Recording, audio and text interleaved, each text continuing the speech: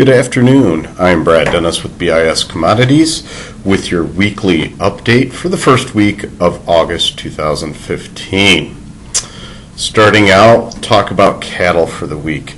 Cattle started the week out higher at the beginning of the week after coming off some higher cash trade last week. This week, it's 3 o'clock. We still haven't seen any cash cattle trade. You've seen a 50% retracement in prices on the board in cattle. Today we tried to push that a little bit higher and then backed off. Everybody's waiting to see what happens with the cash. Boxes over the week have firmed about $1.50, $2 better than last week. Over in the corn and beans, consolidation has been mostly the name of the game for the corn market. Corn's about a 375 to 388 market right now. We had poor export sales on Thursday. Any corn that's being bought, they'll tweak basis a little bit to get it bought, but other than that, there doesn't seem to be a whole lot of interest in corn. One of the reasons being you've seen crude oil come off so severely right now. Today we ended up 3.5 cents higher on the day. I think that's up about 4 cents for the week. And the main reason was beans were up 20 cents. They're the ones that pulled up the corn market today.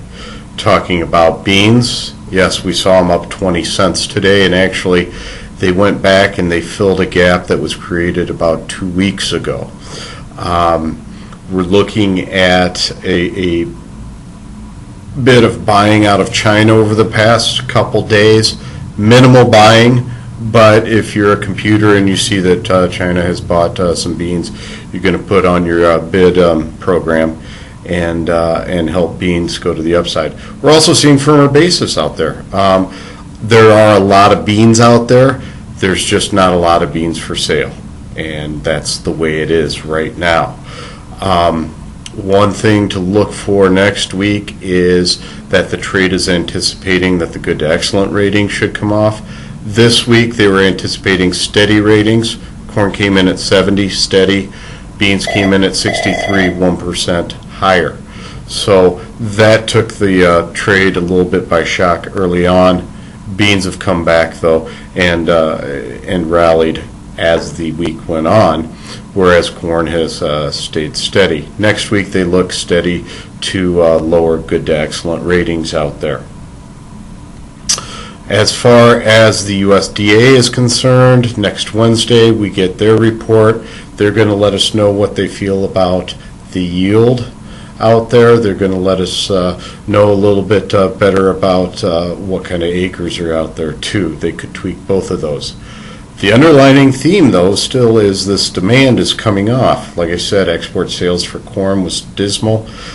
Beans, yes, we had good export sales on on Thursday, but we're still at 50% of what we sold last year at this time. So our export sales going forward are nowhere near the amount they were last year, and yet we're penciling in an 18.75 for bean exports. Where last year we were 18.50. A lot of that business has gone to South America, not only because they've got the beans, but because of the currency spread right now.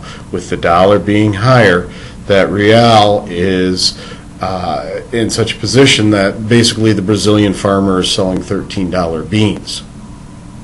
So that's hurt a lot of our export. Now, like I said, domestic demand is there. You're seeing it with these positive bases.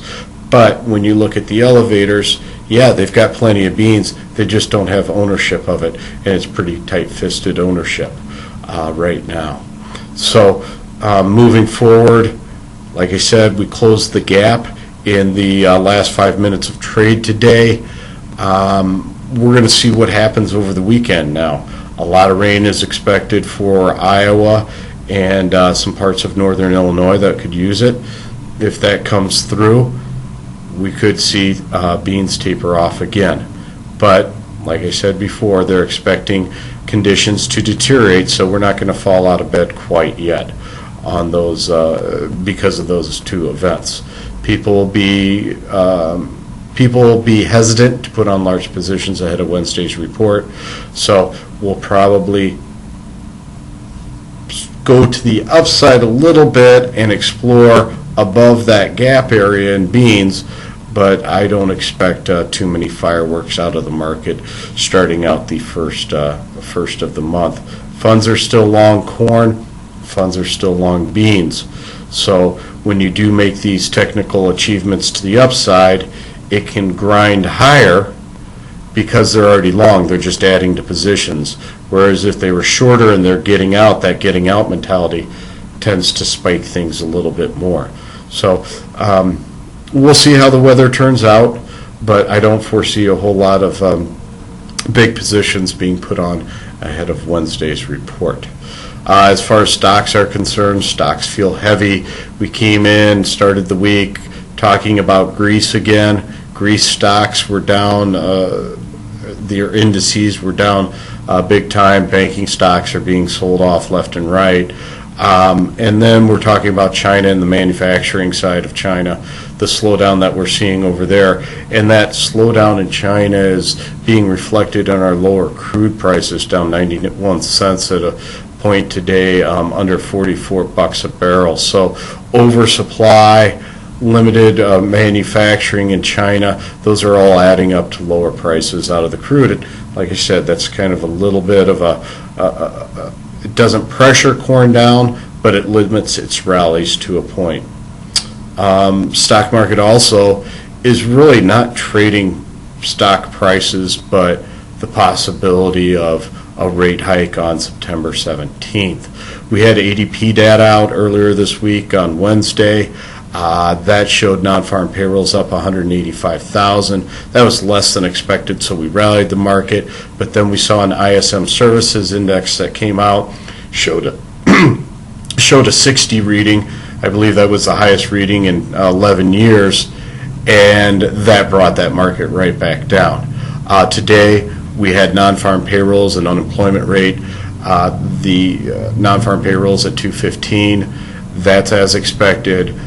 5.3% on the unemployment rate. That's as expected. So you're going to continue this little bit of pressure back down just because of the global slowdown that we are seeing here.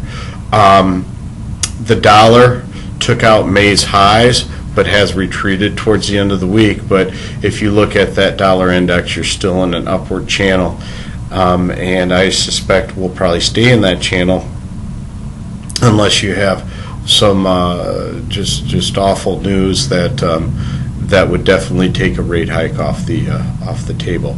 But for right now, that's what the market is pricing in. There's, I believe, Fed funds were showing a 74% chance for a rate hike in September, and then that's kind of what you have to go off of. So that is your wrap up for the first week of August. Broadcast over.